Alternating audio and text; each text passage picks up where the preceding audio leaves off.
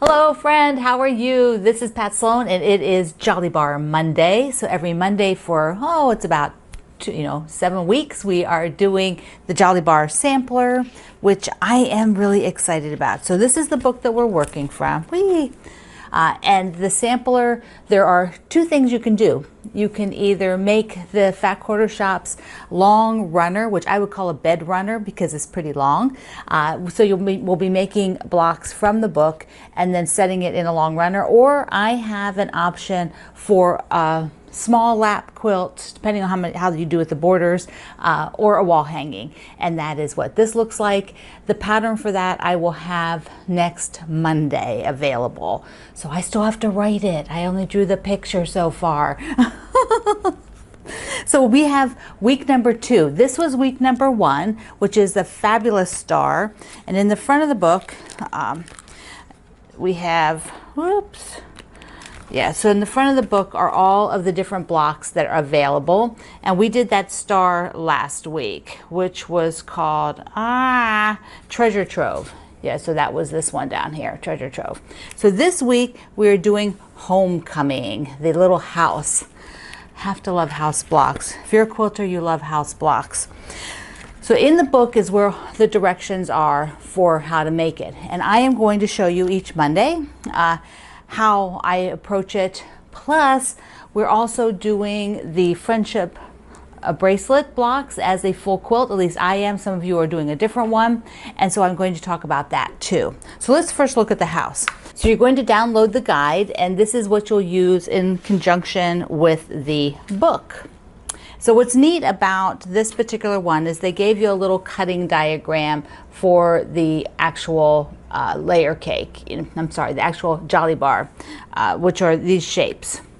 So they're 5 by 10, and it's so you can see kind of what's going on. For the house, you're going to use 2 Jolly Bar pieces. You'll have a roof and the body, and then hopefully you can get some scraps that you've already done from the star, which is what I'm going to show you for the window and the door.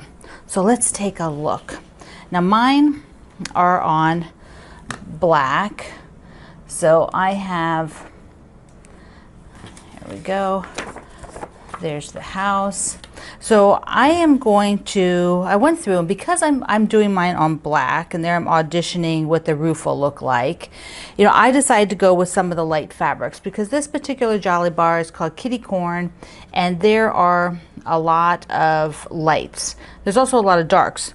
It's going to be hard to use a dark like this one against that black, so that one may not get used, but the other darks are pretty good. But there's lots and lots of these lights, so I decided to go with the sort of plummy color. This is a bit of a plummy color. It's on the purple tone, and here is little moons and stars. This fabric is brand new. I actually had Moda send it to me, so it'll be in the store soon at the Fat Quarter Shop, but it's not quite there yet. So for the house, the body of the house will be this, and I wanted to look through the scraps that we had from making the star. So I picked out 2 different options. One, actually you could go through this, you could do a bunch of different options. So I could do, let me pull this back a little bit. Yeah, so my door, now the house is more like this, right? So I could do the door in this great floral, and then I could do the window like that, which would be really nice. If I felt like this was too mushy, you remember, or you could do it like this to visualize it. What I like on this particular scrap is there's the little Spidey under there. See him? So cute.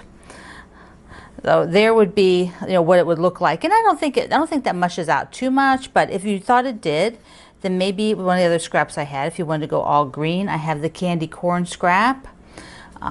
See that guy? I could go with the black on here. That would really pop. And then the window could be any of these things. And this is using scraps from the first star block. Now I would not do the window, I don't think, in this, but it's not bad. It's just, it does, it actually stands up pretty good. So I mean, you could do the little spider in the window.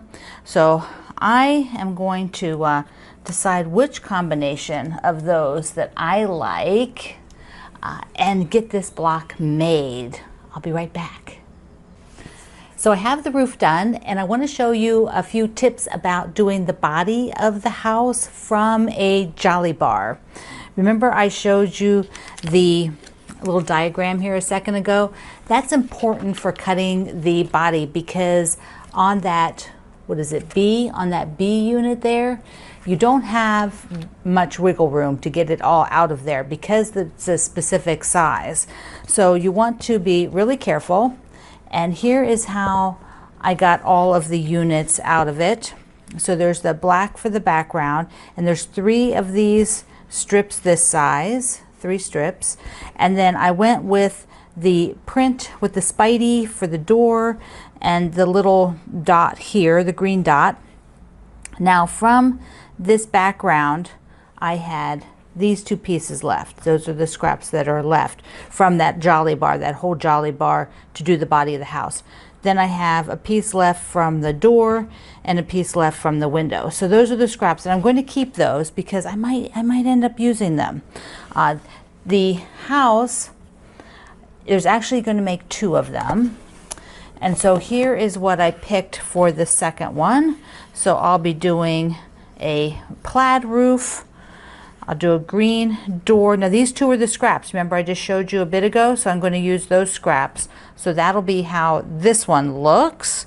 Yes, so excited. Now the roof is done sew and flip. So you've done these a lot now, but if you're new to it, you'll have a line here that you sew on, and then you'll flip this over, then you'll end up cutting the back. So because mine is already made, I will go ahead with a 1/4 inch back here, and I will trim off this big half square triangle unit. So we will have a bunch of these. You've got 4 more, and we had a bunch from the star. So you want to just hold on to those because I'm looking at them to use them in a future block maybe, or at a minimum, they're going to go in the border. So we're not going to waste them. I'm going to go sew up the rest of the house. Here we have a house block. They're just so cute. They're like little cottages, I think. And I do have a couple other points about this that I'd like to share for making this easy and fun. So the first is, let's look at the back of the house block. And I've got 2 of them here because I did make the second one. Look, I love that plaid. Look at the plaid. Ah, okay, so let's look at the back. When I flip this over, what I did is I pressed the roof towards the body of the house. So why does that matter? It will allow me later to see this intersection for the house point. See here and here, I can actually, when I'm sewing, I'm going to sew with the house on top whenever I'm sewing it to the next thing, and I will be able to go through that intersection so I do not chop off the points. I want to be able to see that intersection. So let me show you the other one because I pressed it towards the roof. So here is this block with the purple and the Spidey. Okay, so this one I pressed towards the roof, and what do you see? You cannot see that intersection. So if you have this on the top, you're sewing blind. So you're either going to have to pull it over so that when you're sewing, you can, get a peek at what this is, or you're going to sew blind and you're going to chop off your point. You'll do too big of a seam allowance maybe, and whoops, sorry. Okay, so maybe when you're sewing, you'll do too big of a seam allowance and you'll chop that off. So this is why pressing towards the body is your friend. It helps you in the long run to be able to see that point. The other tip I want to give you is because we're making these one at a time, the pattern directions, which are under here in the book, are said to cut X number to get all of these houses, but we're only doing 2 houses. Two. So what I do is I look and see, okay, I've got a B unit. How many B units do I need? 1, 2, 3, I can count here, or I can go over here and see, okay, what's the B unit say? How do I break that down to I just need 1? And like here, you just know you need 2 doors. You're making 2 doors. So you look for D, and then you just come over to the cutting list and find D, and you cut it. So I hope that helps you if you are, you know, reading directions and making less than the number of the quilt. Like for these samplers that we do from the book, we're always just making 1 or 2 of the blocks, not all of them to make a whole quilt of them. So let's talk about the friendship bracelet blocks, because I have a little bit of strategy for those that I want to share, because I think it's helpful for me, and so maybe it'll be helpful for you. So I pinned them up here on my quilt. This is my back design wall. I'm on the B side of the table. So here are the 3 that I've done. Now at this point, there's 12 in the quilt, and I want to be sure that I'm not stuck at the very end where I have a block that's like all blue. Now this is, I think, this may have been the first block that I did. Let me pull it off of here. And it has, there is a lot of blue in this particular Jolly Bar. It's Harbor Springs. But there's a lot of blue I put in this one block. And afterwards I thought, you know, I need to be sure that I sprinkle that around, because even this dark, dark navy, it reads blue. So what I have is in my rolling assistant here, I have everything laid out. But I will take now at this point, and let's go back down. Let's go back down to the table. I am going to be sure if I have however many more, I'm going to make piles. So I'm going to put like all the blues together, you know, all the pinks. So, you know, there's a white and a red, and this way, when I go to make a block, I'm going to actually make like a little kit where I pull 4 of these and then 4 of the strips. These are the strip units. So 4 of this, because here's the block. You've got, these are the corner units, and here are the strip units. So I need 4 and 4, and I will make little packets up so that when I get to that, I will have like, I might have 1 red, maybe I'll have 3 blues for that, but that's a lot. So maybe I want 2 blues and a pink in this set. And then for the strip sets, I would pick a red, maybe a blue. There's a blue that has other colors in it, and the cream background. So when I go and make this next one, I will have some variety. I am not going to always have them, here we go, always have them all the same, or have it too loaded up with one color versus another color. And then I will put the blues opposite. Now here's red against red, so I don't want that. So I will switch. See, I don't want red against red. I just don't want that. I want it a little bit more mixed up. And then I wouldn't set these 2 next to each other because you've got red to red. So I would, you know, switch it around, or maybe even push that one way over there so I get that variety. And then there's a solid in the center, like this. So I will make up the rest of the blocks into these little kits from everything. That way I won't get to the end. If I do them as I go, I have a high probability of when I get to the end, I did not balance the colors in the blocks, and I'll have one block that's heavy on blue, and maybe I don't have any other shades of anything to put with it. So that is my strategy for the friendship bracelet, to put the rest of the blocks out there, is to set up all these little packets. And what I'll do is I'll just take a Wonder Clip, and I will put the group of them together. You know, I'll take them together and stick a Wonder Clip on them, and then put them in the rolling cart. So I can just pick this up, plus put the square that goes in the middle. You know, I'll add that. And there you go. This is one that I can just sew. And I will do at least 3 a week, and maybe 4, and then work on the border for it, then putting the border on it, and then getting it quilted. So that is my process for going through the friendship bracelet.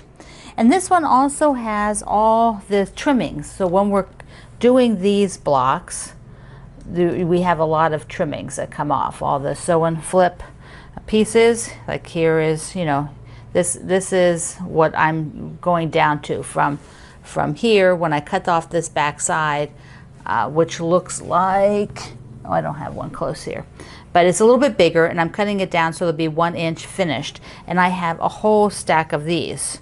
So I have all of these, and I don't know, I'm thinking either like a companion pillow maybe to go with this. That might be cute with all these tiny little ones, or a table runner of some sort. Originally I was thinking I would put it in the border, but I'm thinking that that will just get lost. It may not have as much, it might not be that great. So I am going to do something else with them. Still thinking on that. I am not decided on that one yet. Thinking. So there is all of our Jolly Bar stuff. To put this guy, I've got to hang him back up. So, all right, let's take a seat here. Holy cow. It's fun. It's fun to do this and go through the process on Mondays. So I had a couple people asking me, it's a Q&A, so I had a couple people asking me, how did my shopping links work? And so I wanted to tell you how that works so that everybody's on the same page. So I'm going to pop up some pictures as I'm talking here. So first of all, at the top of all of my websites, there's a little thing in the navigation bar that says store or shopping. And if you click that, you go to the page which has all of the links. So I work with about 6 or 7 different stores. And anytime you purchase using my link to go to that store, then I receive some small credit for that. And that helps my small family business. It helps Greg and I. It lets me do these videos. Just like when you see ads on the videos, that helps me do these videos for free for you. You know, it all has to, everything helps. Every little bit helps. But when you click the shopping link, there's a tag that goes along so the company knows that you came from my link. And that tag runs out. It doesn't live forever. So if you put stuff in your shopping cart 2 weeks ago, the tag has disappeared. It usually lasts about a week.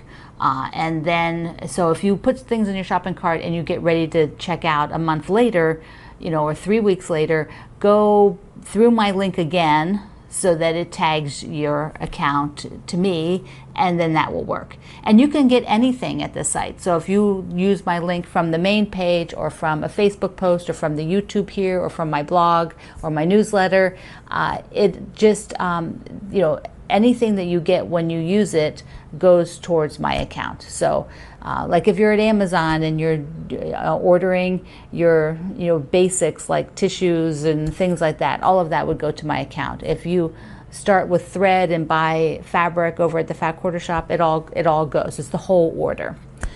So I hope that helps. It's called affiliate. I'm an affiliate and I'm an associate. So I have a partnership with those particular companies that I work with. It's an agreement and it's all very organized and it's a business. So that's how it works.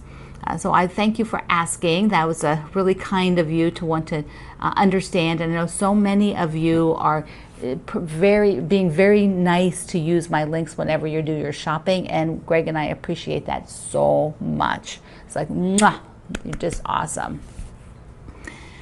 Okay, let's talk about my cross stitch. I am like on fire. I am on fire.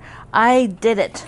I did the whole April showers brings May flowers, right? So I did the whole April and I have the words up through the April. So I am caught up. I am caught up on this. I am exactly where I need to be.